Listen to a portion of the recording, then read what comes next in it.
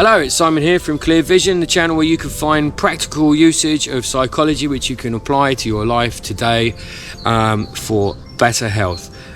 As always, please like and subscribe, and I hope you're doing well. Today I'd like to briefly talk about, it's a bit of a continuation from some of the shadow work videos, and that is the boardroom of the psyche, or as Jung called it, the Splinter psyche. And what is that? If you imagine that in your psyche there is a boardroom, there's a big table with a whole load of chairs around it, and sitting in the chair, the chairman of the boardroom is your ego, and not in a Freudian sense for this purpose. So this is you're in the chair, your ego is in the chair, and the role of the ego in this instance is to facilitate the discussions at the table. Okay, so to give every aspect of the psyche a voice as and when it needs it. What happens, and this is where the shadow comes in, is often a lot of some aspects of ourselves, and can be a lot, aspects of ourselves don't get a voice. They don't get to express themselves. And what happens in the boardroom is they sit there and again, this is metaphorical. They're sitting there, if you can imagine, and they're trying to say something. So let's say you've got real basic terms. You've got anger, sadness, joy, elation, I don't know, frustration, resentment, various other aspects of your psyche sitting around, including inner child, wounded child, adolescent, whatever else. Everything you can imagine is in this boardroom.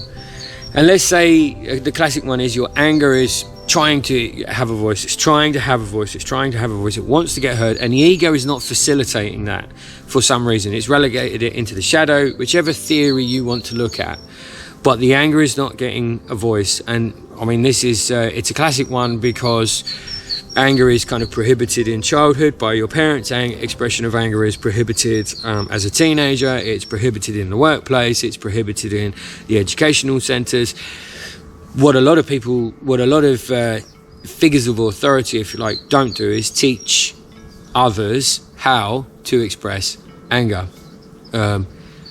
So the anger doesn't get the expression. So inside the psyche, the anger is not getting expressed. It's not and if you imagine that all of these emotions, all of these feelings, all of these aspects of self have an energy, now all of a sudden the energy's building. There's a lack of expression. It's like, hey, ego, I need attention. I want to say something about this situation we're discussing, and it's not allowed to. The ego won't acknowledge it. It's not ready for it. It happens. Another classic one is sadness. If I let sadness speak, I'm never going to be able to shut the floodgates. So it builds in energy, it builds in power, and then floods the psyche with it.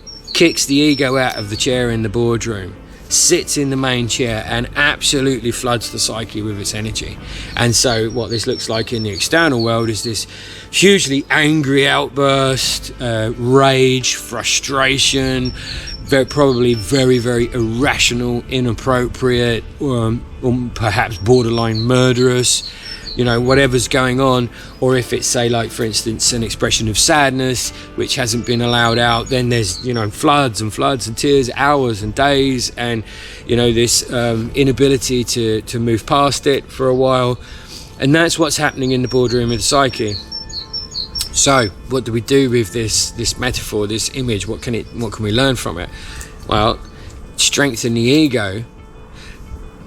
Don't relegate things to the shadow.